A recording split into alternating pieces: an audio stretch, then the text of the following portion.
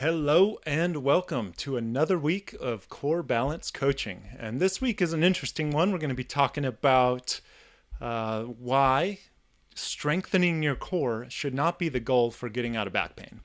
And it's going to be kind of a deep topic.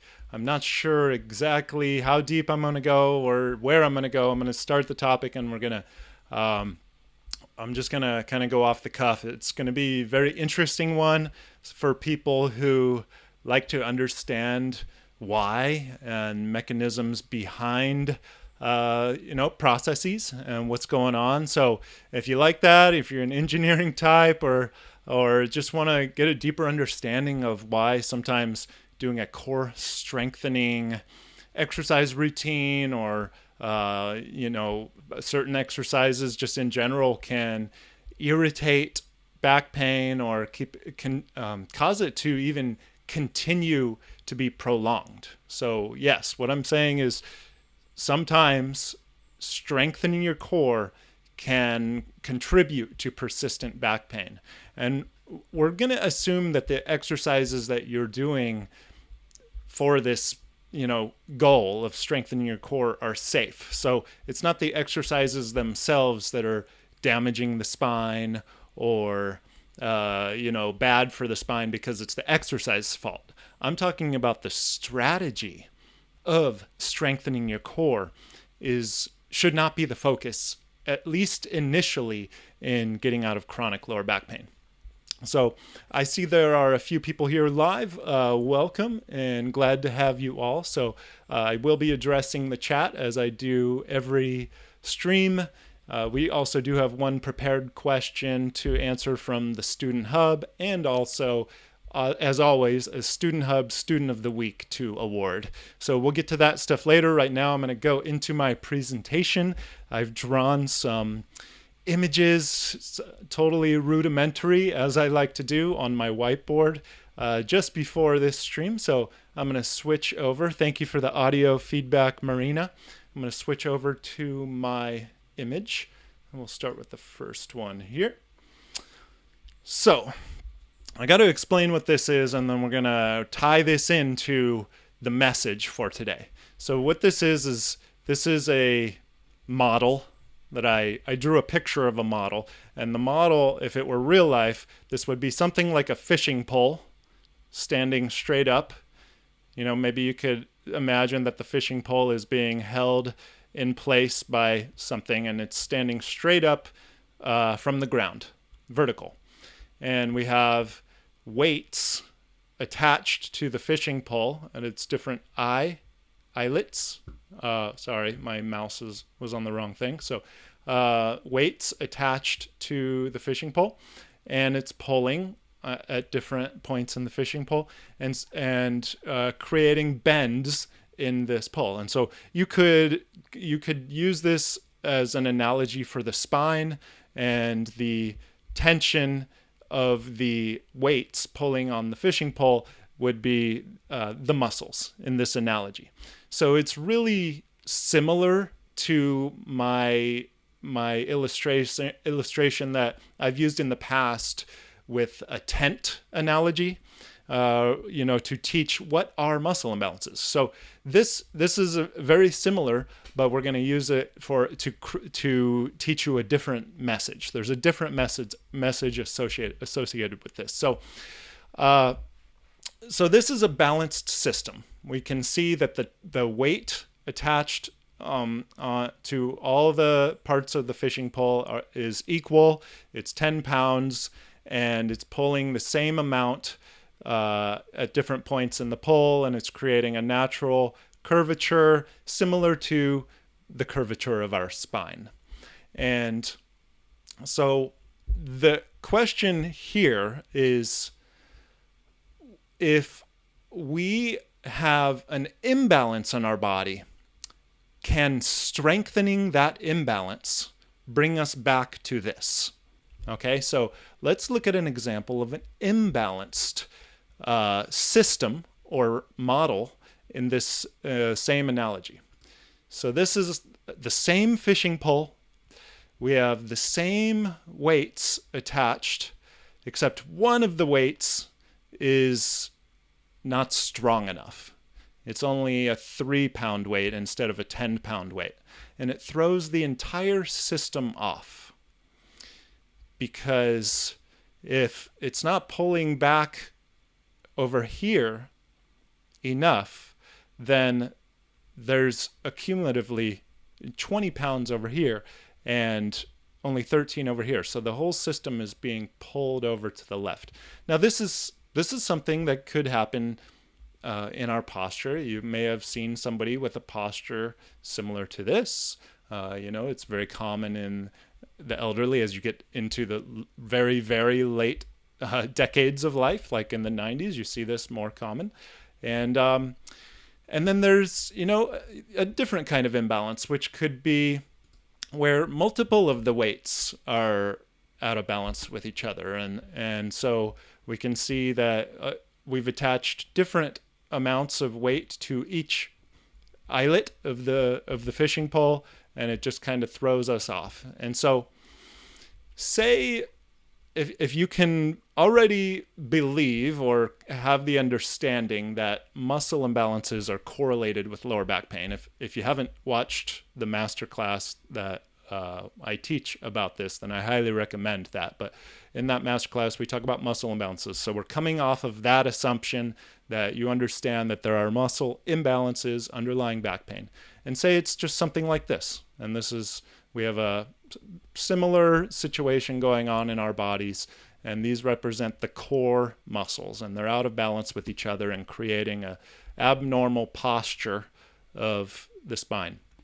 If we were to go ahead and strengthen this system as a whole, you could imagine maybe just doubling all the weight. So you would have 10 pounds here, 40 pounds here, 20 pounds here, and 50 pounds here. Strengthening that system, this core system, this is representing our core. And in the core is a system of muscles. There are many, many muscles in the core. It's not just one muscle. It's not just 4 muscles. There are actually dozens of muscles in the core, and they all work together synergistically. So if you were to just go, I'm going to strengthen my core, you have an imbalance, you may just strengthen this imbalance. And at the end of the day, the spine or the fishing pole may look the same or even worse. And that would also be true for this imbalance. A human body could have an imbalance that looks something like this, and we double all the weights or triple all the weights. We just strengthen the system as a whole. The imbalance remains. So in order to restore balance, we can't just strengthen the system as a whole. We have to kind of dissect the system and address the specific muscle or nerve muscle combination, because muscles don't act alone. It's always being communicated to through nerves. So it's really a neuromuscular system, not a muscle system. We have to kind of figure out where we need to add strength and where we need to kind of inhibit the muscles. And that's a really, really hard thing to do. And it's especially, I'm going to go full screen for this because I really think that it's important to tune into what I'm saying here. In order to strengthen a muscle, what you have to do is you have to take that muscle beyond its threshold of current capabilities, beyond its current capacity to contract or to provide force. So that's how the body works. So if you want to strengthen your bicep, for example, you have to lift a weight heavier than the bicep can lift, or lift a weight that maybe the bicep can lift, but you have to lift it more times than the bicep is capable of lifting it. So if this weight, your bicep is able to lift it, say 5 times, you need to try to lift it 6 times. Or if your bicep can lift 100 pounds, but not 101. You need to try to lift 101. That's the only way to strengthen muscles, is to take them beyond their current capacity. And so that's something you must know. And there's no other way to do it. There's no shortcuts to strengthening. There's no secret formulas or pills or potions. That's the only way to strengthen a muscle, is to stress it beyond its abilities. So when you strengthen a muscle system, because like I said earlier, the whole body operates synergistically, and muscles are not designed to operate independently of one another. And we have very little ability to isolate muscles and target them like you may want to do. If you had this situation, you may want to say, I'm just going to strengthen this one, but I'm not going to strengthen, sorry, I was pointing in the wrong screen. I'm just going to strengthen this one. I'm not going to strengthen this one or this one, just the one in between them. That's not really something that we have the capability of doing with our conscious minds. We don't have that kind of yogic power that maybe the Buddha has. So when you strengthen a system of muscles, it happens to the group of muscles. So that if this is your core here, you're going to strengthen the group of muscles, because especially with strengthening, when you take the body beyond the neuromuscular system, beyond its current capability, it's gonna choose the firing pattern that is already the strongest. It's going to choose the most efficient pattern, which is the one that's already the strongest. It's going to recruit every muscle that it can to help you accomplish that threshold that you're trying to achieve. And if you have a dysfunctional pattern like this, it's going to recruit that pattern. That's going to be your strongest pattern. It's your default pattern. And so you're just going to strengthen that. And that's always going to happen with strengthening, because you are challenging the body so much that it has to recruit its strongest pattern. And so in order to address this imbalance, you cannot have the goal of strengthening the system, because it's just going to recruit the dysfunctional pattern. So what you have to do is you have to turn down the intensity to a level that is below the strengthening level. So the goal is no longer strengthening. It may be neuromuscular re-education. It's a lower intensity. And at a lower intensity, the body no longer has that demand where it needs to recruit the strongest firing pattern of muscles, the default one, the dysfunctional one.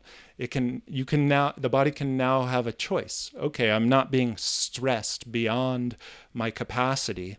And so, and this mind, this human that's controlling me, is really trying to focus deeply on this, this muscle, this nerve connection.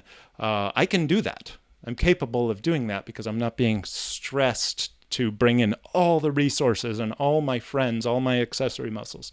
So, like I said earlier, we don't really have the ability to isolate a muscle and say, hey, I'm only going to strengthen this one, or I'm only going to target this one. In most cases, we don't. There's always multiple muscles involved.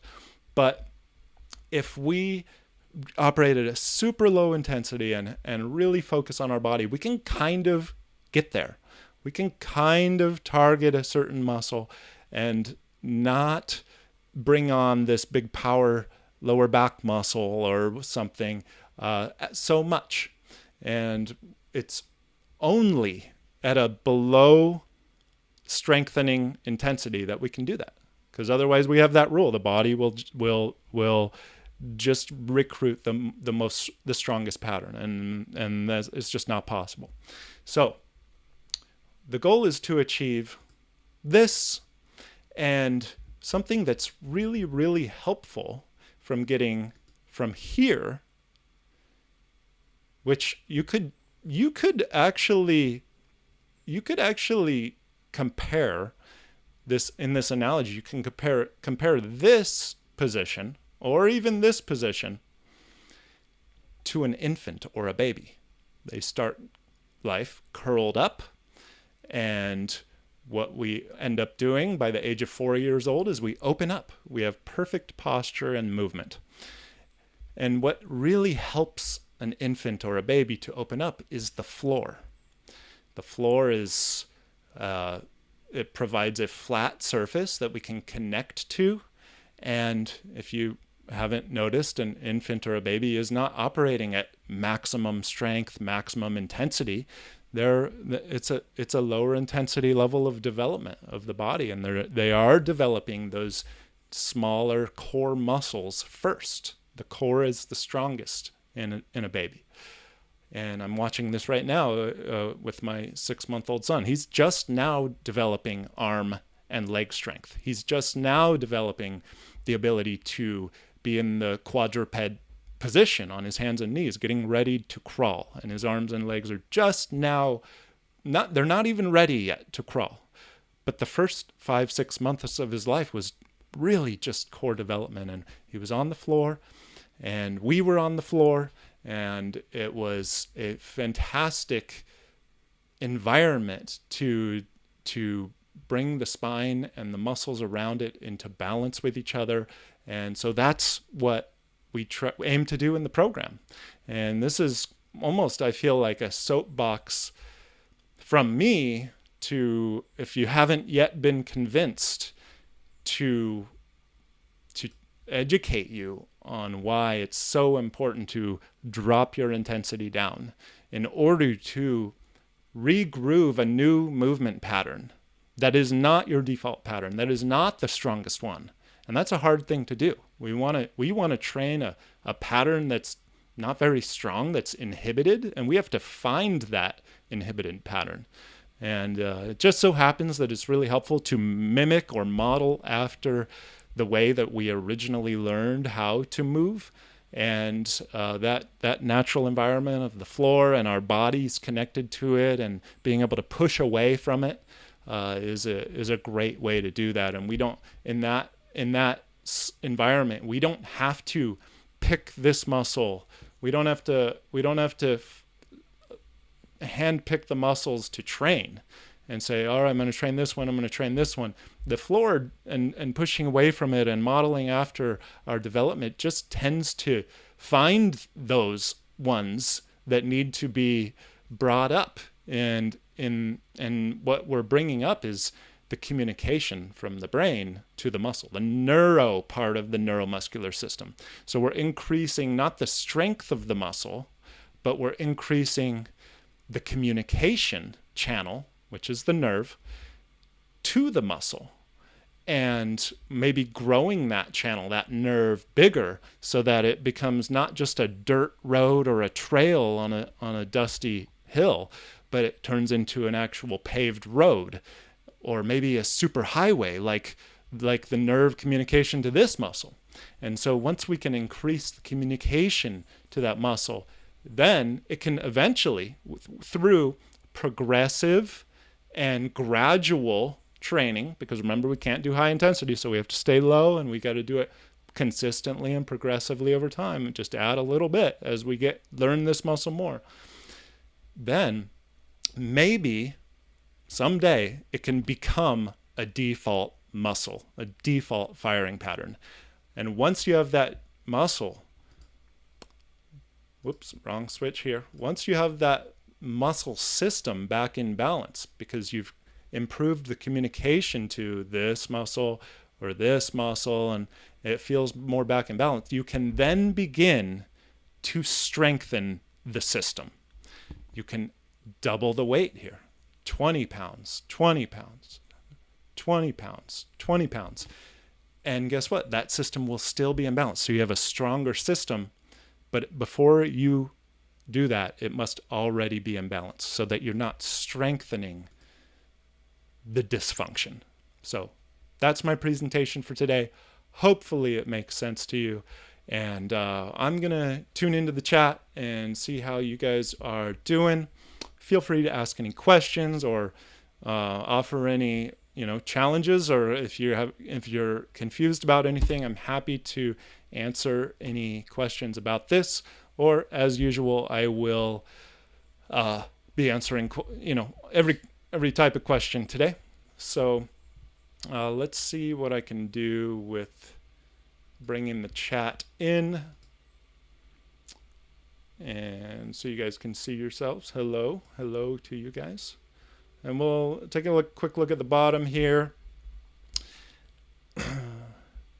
All right, so I'm just looking for any questions or comments related to the presentation that I just gave.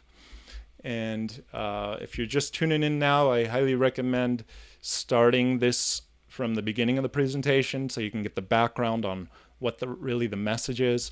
And hopefully you find it helpful.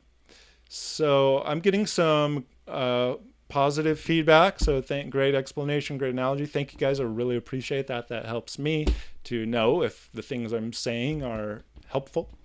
And so we're going to start from the top. Hopefully the volume and audio is all still working. And here we go. So Marta says, what could be causing numbness and tingling down the leg? I'm on this one. And all the way to the foot. Worse after walking and after resisted bridge. I stopped resisted bridge, but really don't want to stop walking. So numbness and tingling is going to be a nerve symptom. And most likely if it's from walking, so the standing position is going to be a position that closes down a stenosis.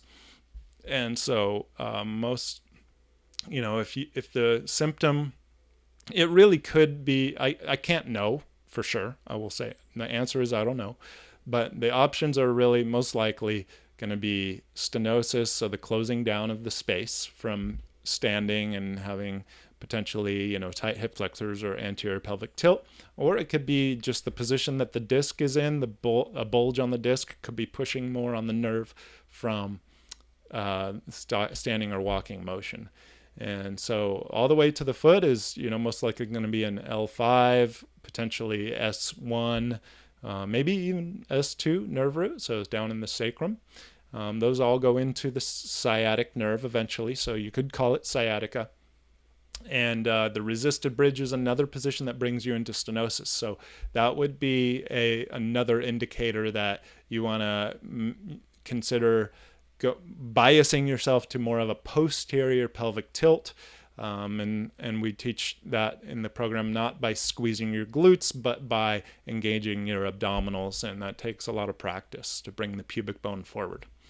Marta also asks, how much time does it take you daily, weekly of exercise to maintain a pain-free back? I'm not saying I do this regularly. I try to, and for the most part I do, but if I am doing 15 minutes a day of just some kind of daily warm-up or daily healthy movement, besides walking, I walk every day regardless, but focused intentional movement like the daily warm-up that we did last week, that keeps me out of pain. So 15 minutes a day. Stian, back anchor challenge. Is it okay to raise my hands above my head and press them into the wall behind my head? So yeah, it's okay to do that. That's going to be a modification that makes it easier because you're bringing in a fixed surface, the wall. So that creates what's called a closed chain environment rather than it being an open chain exercise. And you have that extra support and the other muscles that are being brought in by connecting to the wall. So it will add more muscles, less targeted muscle training and more systemic and accessory muscles being brought in. And so, but yeah, it's okay to do that. And it's going to just change the exercise a little. When my body starts to shake after an exercise due to nervous system fatigue, is it ready to go again the next day? Yeah, definitely. The nervous system learns very fast.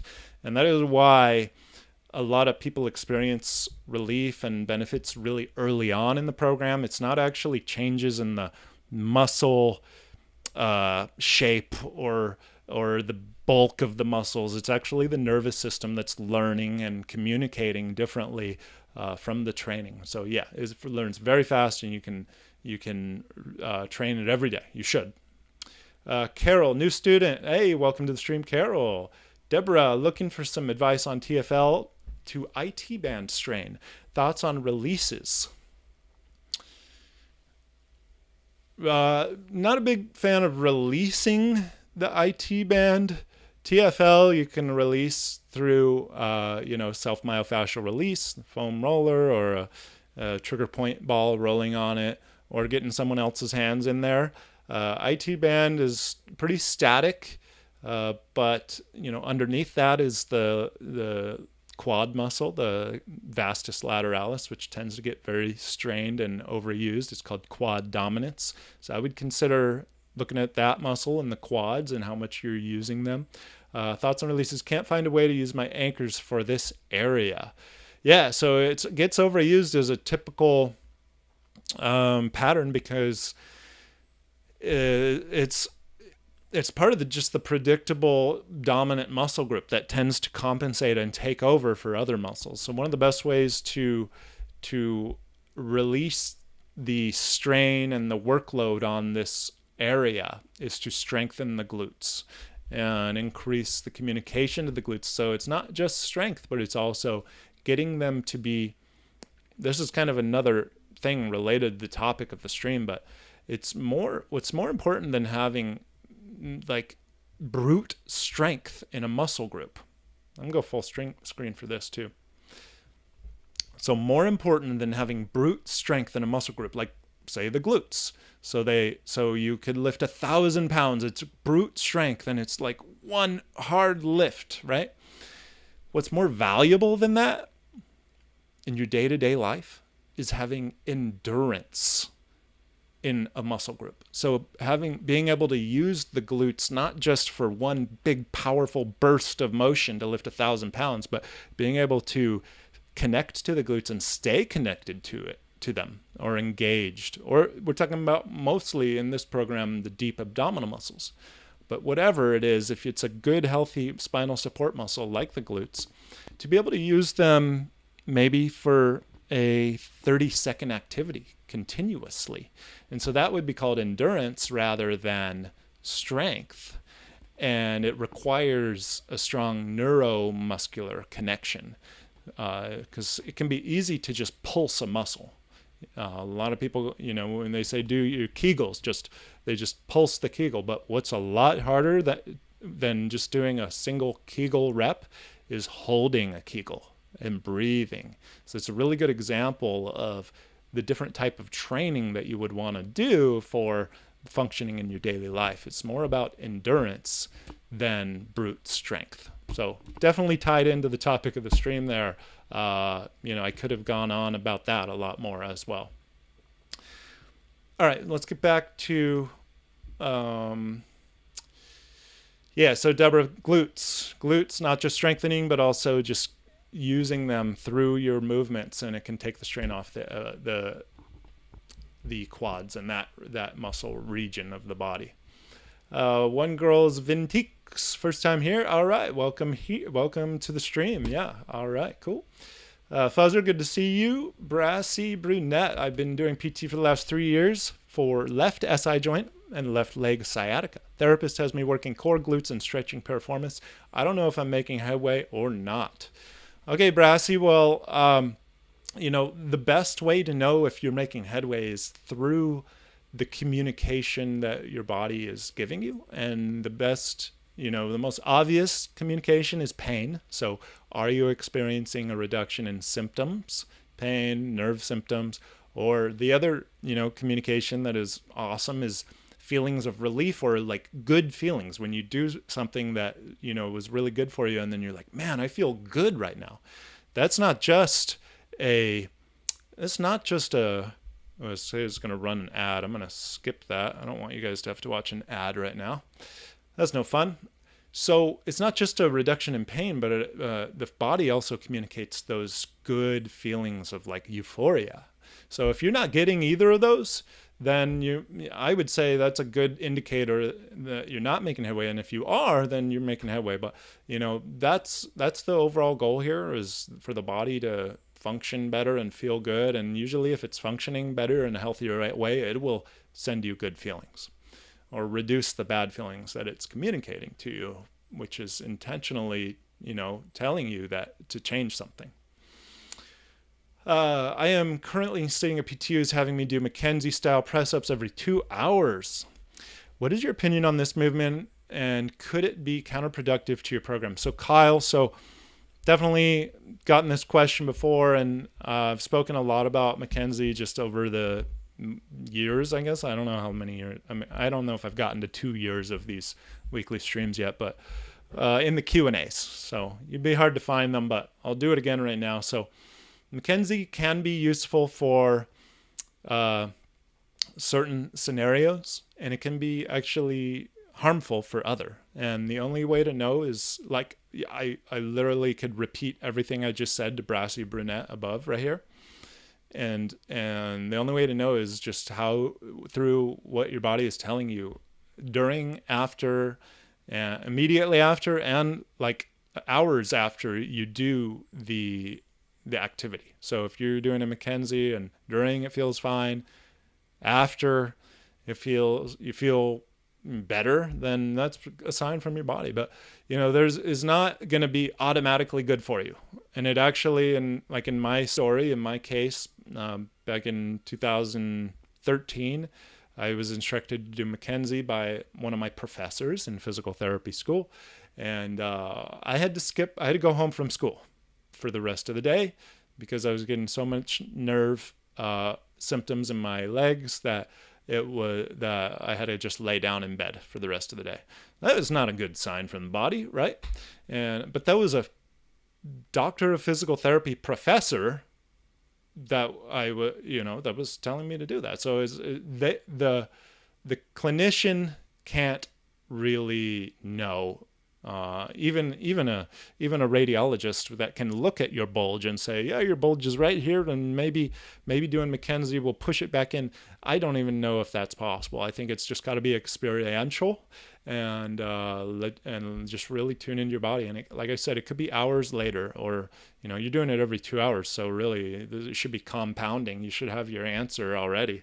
If it's not hurting, that's great, and if it's helping, then fantastic. But if it's not hurting or not helping, I don't really know what to do there. You just keep going, or maybe try progressing it and see if you can get some information. You want information from your body.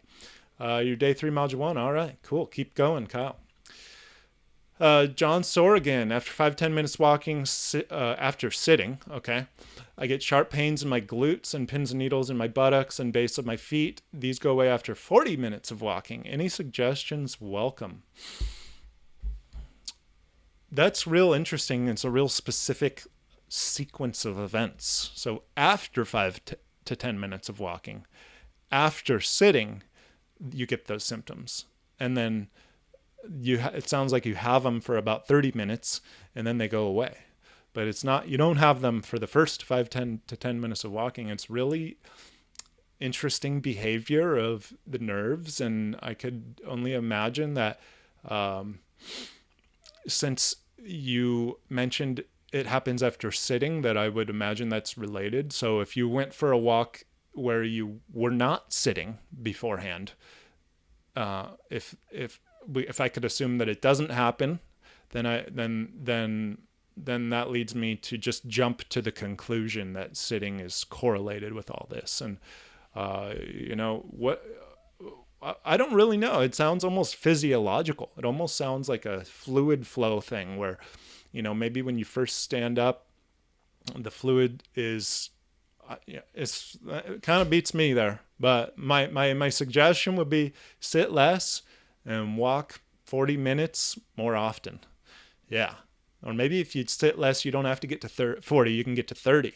And then every step you take after 30 minutes is just kind of beneficial icing on the cake. Like you don't have the symptoms, so that would be my advice. But whatever, the general rule is, if you say you're in the program, if you know some things that are working for you and making you feel better, do more of that and less of the things that you feel are holding you back or setting you back, which might be related. Sitting might be one of them. I'm considering getting a treadmill desk because I'm not immune to sitting either. So Miss Tran, sometimes my pain location changes from one place to another quite quickly throughout the day.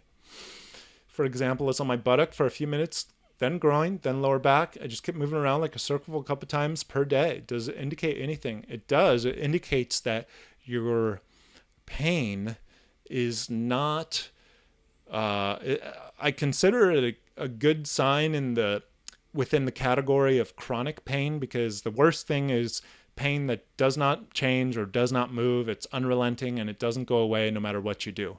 And if you can get it to move somewhere, it means you at least were able to target it and address it in some way to cause it to move. So that's a good sign. And my best advice is just keep listening to your body. Try to find a pattern and why it or when it moves, and see if you can learn and gain knowledge and wisdom about your body from from paying attention. And I call it listening to your body. That's the skill that you'll need to develop, and that takes a lot of time and focus. This is exactly the kind of explanation that I really appreciate to understand and act better with my body. Hey, awesome, good to hear. Fuzzer, Carol, this makes sense. All right, so we're now down to the points where probably getting through the explanation. Evokes, again, like many other aspects you talk about, especially what you're saying now about infant development. All right. Mashi Feldenkrais. Oh, okay. Yeah, for sure. Feldenkrais method. Yeah. So yeah, that was one of the things that I, tried looking into, but 15, 20 years ago, is definitely some overlap. Very not much, but some overlap with core balance training, mostly in the concepts and the teachings, my explanations and education. So yeah, great observation, Deborah. Bricks, hello from Germany. Hey, good to see that we got people from Germany tuning in. Celia, very helpful to understand lowering intensity level. I've been struggling with this. I thought it was, it's probably the number one thing students struggle with. So I have to continually soapbox about it, and I don't intend to ever stop. This is just a different angle I'm taking. Stenosis as a clogged road. I love it. Yeah, there's a roadblock for sure.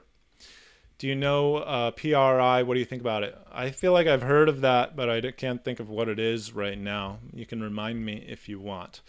Christina, I have a right upper back strain. I've done week 1 and can feel that my focus on my core is causing less tension in my upper back. Definitely. So it makes a lot of sense. I don't think I have time to go deep into it, but when you can provide more support for your spine, especially below the problem, then the muscles above can kind of feel safe to let go and release their grip, which is often protective. Fofo ZZ. As concerning CBT, when I engage my core and breath, I feel tension with little pain in my upper glutes. Yeah, so, if it's a little pain, it might not be bad pain. It could be good pain, and I've felt that myself, and it kind of sometimes can be, even though it's like a weird kind of, could be on the pain side of the spectrum. For me, it's been like a kind of a good kind of feeling too. It's the breath going in new places. So explore that. Deborah, parallels to Alexander. Yep. That's all been influential in core balance training. I did not create this out of thin air. I have learned from geniuses who are way smarter than me, and just I found a way to kind of put it all together. So that's, Alexander for sure. Do you have success stories of those with upper mid-back strains? I don't know. That'd be a good thing to ask the customer service department. We have an awesome team of people. You can ask in the student hub. You can ask or an email and see if somebody can come up with somebody's testimonial. I know we have more testimonials than we could ever know what to do with, so they're just burying themselves in a file that we have. So we could do like a Control F search for upper or mid back. Have you ever studied Alexander technique? I've never taken a class, but I've watched videos. This was also, again, like 10, 15, 20 years ago online. Brassy, ironically, when my back pain is really miserable, I just want to lay flat on the hard floor. Yeah, and consider laying face down. A lot of people can get relief from that, and you're just connecting, like melt into the floor. Yeah, reset your posture. Fofo, is hypopressive breathing pattern is the same as abdominal core engagement? Oh man, I'm getting stumped more than once today. I don't know exactly what hypopressive breathing pattern is, so I'd have to look it up. I apologize. If I have time, I'll look it up. All right, let's see. So that was posted as the last question. So I'm going to take this opportunity to go to switch gears and go into to announce the Student Hub Student of the Week, and also answer a question from the Student Hub. And then I will, if I have time, I will come back to the chat and see if I can answer a couple of these that are below the last question mark. So let's get on to, there's our review pictures for today. Yeah, muscle imbalances. Let's do the Student Hub Student of the Week. Congratulations to Jonah Dravnis. You are the Student Hub Student of the Week, and we're recognizing you for your dedication to the program, your enthusiasm that you show in your posts in the Student Hub. It's very apparent. Completing the challenges, and definitely one of the things that we love the most is providing encouragement to other students, and supporting them by answering questions, or just general cheerleading. So thank you. Is it Joanna? It might be Joanna. I said Jonah before. It looks like Joanna. You are, we're going to award you with an extra month to your membership. So you have to do nothing. We will add an extra month to the back end. And thank you very much. We are grateful to you. And keep going, keep leaning in. And I hope that inspires other students to participate in the Student Hub. It's a great community, and it really does help outcomes to do the challenges and to be part of the community of people that are on the same journey as you. So thank you, Joanna. Okay, so the question from the Student Hub is from Ellen, and she says, I just read an interesting article about the importance of caring for the fascia. Can you enlighten us about how to do that? So I am not an expert on the fascia. I have learned about the fascia. I have a basic understanding of the fascia. I don't know the basis of the article, but what they mean by caring for it, but I can talk to you about what I know about the fascia, how it relates. I got a fly in here. So how it relates to what we do and how it can hinder. The fascia it's not really a dynamic tissue in the sense that it's contractile. So we can't really engage the fascia. We engage our muscles. So it doesn't really have the ability to proactively help us, but it can hinder our progress by getting stuck or not moving or sliding properly. And so you hear a lot about fascia release. There's myofascial release technique, and all kinds of devices and gadgets out there. So what happens with the fascia, and this is not the cause of the problem, I see it as a result, and we'll go full screen. So the fascia is a layer of connective tissue. You could say that it's most similar to a ligament or tendon, but it's flat. Think of a piece of paper, and it's just a layer between muscles or between muscle and fat, and it's not like a rope, like a ligament or a tendon, but it's very thin and spread out, and it wraps around everything in the muscles. And all it really does is the function is to protect and provide maybe some, organization for the muscles and keep things in place. And it needs to be able to slide or move. So you can imagine, maybe you have a muscle and then fascia and then fat on the other side, or another muscle on the other side, or another type of tissue, and it needs to slide between those tissues because muscles are dynamic. They move, and it needs to allow the muscles to slide and move.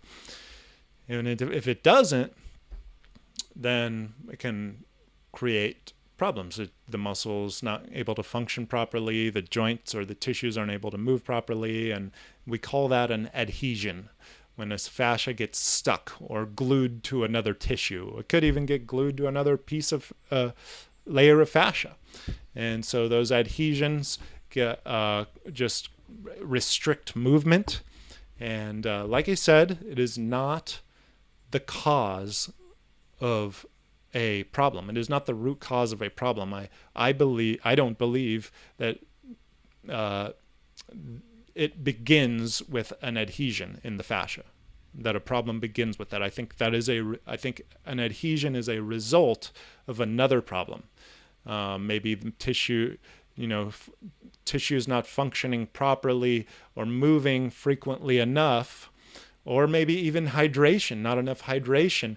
And so the fascia stops moving as much as often, and one day it just stops moving completely. It gets stuck, it gets glued or to the next tissue. And then you have a compounding problem, which is going to create a domino effect or even a snowball effect of more problems elsewhere. It's a cascade. And so maybe you can even address, so this is a really long answer, but here's, I think, what you guys want to hear. You can address the root cause of the problem. Maybe that caused the fascia to get stuck, but you may not make progress because you have this now adhesion in the fascia, and that is restricting you. So you can make progress with the muscles over here, but the fascia is not moving, so it's not allowing full movement, and it's hindering your ability to make progress. And in order to make a leap of progress or have a catalyst in your progress, you need to release the adhesion in the fascia. Personally, I believe that enough healthy movement can gradually release a lot of adhesions naturally, but maybe some are so stuck, there's scar tissue and they're never coming apart, and you need hands-on or a device to release it. And there's one technique called skin rolling of the lumbar spine, and they literally roll your skin and then lift and pop it up, and you can feel the release of an adhesion, and you literally get a sometimes painful pop in the skin or just under the skin of your lower back. And so that would be the release of some fascia. Or you have myofascial release technique, which is actually very gentle and just encouraging the fascia to move and slide and groove. And so lots of different techniques, and it is important, but the bottom line for me is it's not, in my opinion, the root cause of the problem, and it's not the solution, but it could stop you from making progress if you have adhesions that need to be addressed. Hopefully that makes sense. And we're going to go back to the chat. So this was the question. Here is the chat. And we'll see if we can answer any more questions. Still got some people here live. Everybody, thank you for being here. If you're enjoying the stream, feel free to hit that like button, support the stream, and subscribe if you haven't already. I think this is all mostly, or all, if not all, core balance training students. So I hope you're subscribed. You better be. Otherwise you're missing out. And feel free to share this with friends, because these are posted publicly. Some of them are posted publicly for other people to learn from. So where are we? We're here, Fuzzer. Yesterday, let's see. Yesterday I tried an activity, weed whipping, that I have been avoiding and kept aware of my core and did not vary much of the activity. And today I'm not worse for wear. All right, Fuzzer. Great to hear. Thank you for sharing that. I always love hearing stories like that. I don't even know what weed whipping is. I've been stumped a number of times today.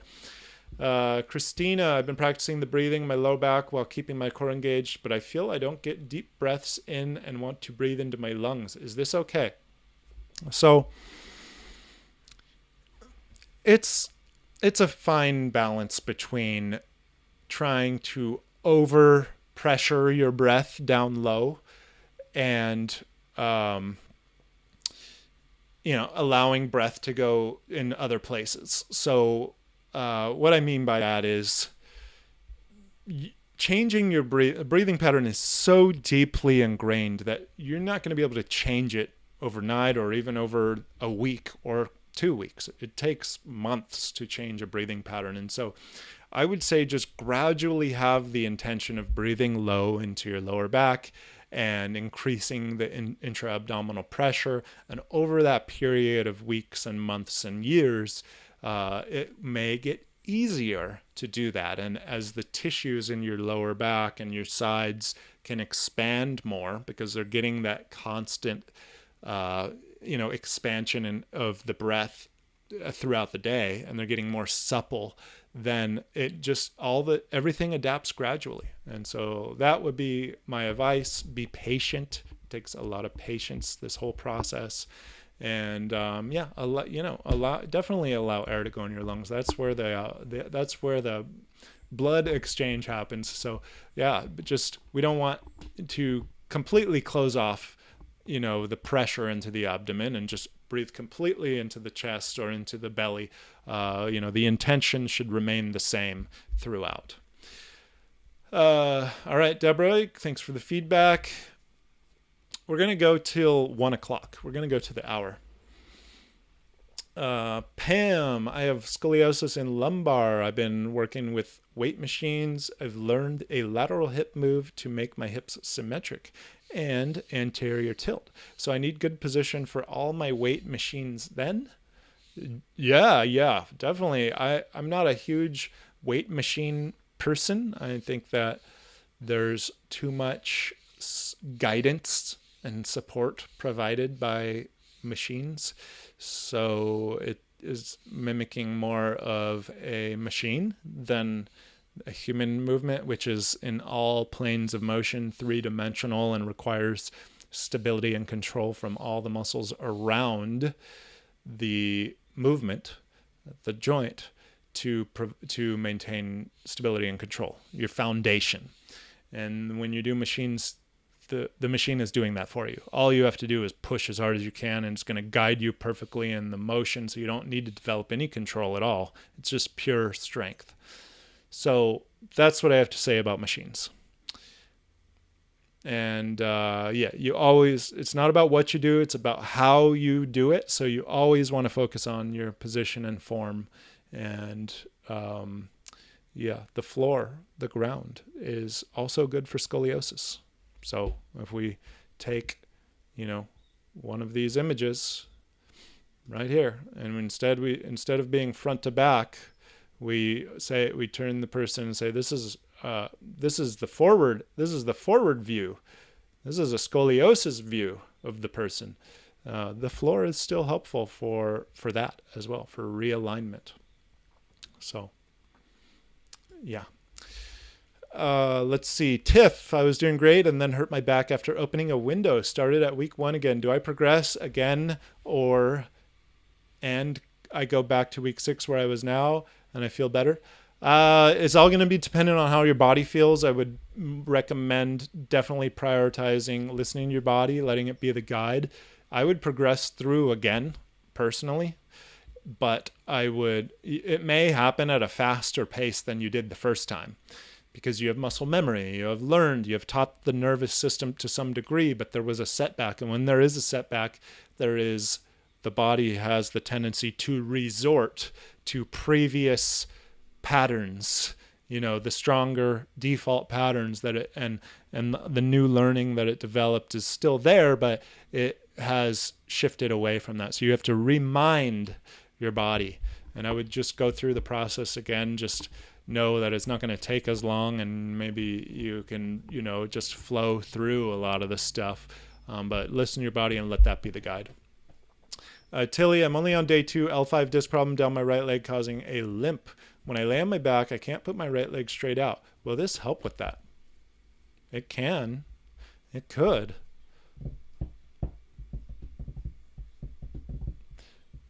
It sounds to me like you can't put your leg out because of symptoms, like pain symptoms, or potentially other types of nerve, like sensory issues. If your problem is like motor control, you don't have muscle control of your muscles because of a nerve damage, that's a more serious issue. I would consider, if you haven't already, if you have a limp because a muscle is not working because of nerve damage, then I would consider getting, I would see your doctor and see if you can get some imaging and see if there's a motor nerve that's compressed. But if it's symptoms, like sensory symptoms, this program does help a lot with relieving symptoms, sciatica, or your just localized pain. Scarlett Shannon, I have terrible sciatica, bulging disc, spondy. All right, I got 3 more minutes. How do I progress when I'm in a cycle of nerve pain? Should I just do light stretching? We don't really do stretching in the most traditional sense in the program, and that's because stretching is taking tissues to their, beyond their normal range of motion. And right now, the body, especially with like a bulging disc and a spondy, is not in a position to be stretching or taking tissues beyond their normal range of motion. So we work within the existing range of motion to strengthen it and stabilize it and create support for the spine in that existing range. Once we have the ability to support the spine, then we can begin to increase the function or increase the capacity, range of motions, length of the muscles, or strength of the muscles. So that has to happen in that order. I would recommend Module 1, Module 2 of the program. One girl's Ventiques. My left hip is higher. All right, it's 2 more minutes. My left hip is higher, and my glutes on that side will get tight when I walk. When I walk, the pain is my hip glute area that I came to this program to fix. My hip is also higher on one side. Will that be resolved? It's not going to happen spontaneously. It's going to require a lot of focus. And if you have a left-right imbalance, I've written a lot about this in the frequently asked questions. So I would look into the FAQ. There's a whole index of FAQ categories. And I have a whole thing. I don't have time to talk about addressing a right-left imbalance. I should do that. I think that needs to be on the stream topic list, maybe even next week. Addressing a left-right imbalance. It's got to be. I know I've said that before. You gotta pay attention to your body, and you got to take the strategy. If you're in the program, I would look into the FAQ and address. Follow the strategy that I outline in the FAQ for addressing a left-right imbalance. And it's not going to resolve spontaneously. It needs to be done through focus and effort and listening to your body. And everyone's situation with scoliosis or left hip hike or that is going to be slightly unique and different. So there's not like a magic formula for it. So anyway, that's my advice there. All right, so we're at 1:00. Thank you, Kathy. Thank you for the kind words. And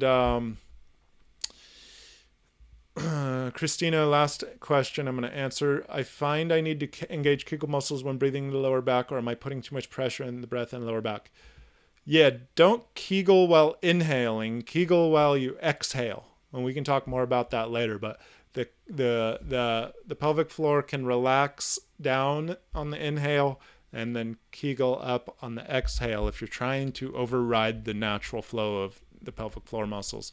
And that maintains the intra-abdominal pressure, the Coke can analogy that we talked about with Lillian Francis Donner, who was a pelvic health specialist on a previous live stream. She was a special guest. So that's it for today, everyone. Thank you. Ooh, we're going to skip another ad for y'all, so you don't have to watch that.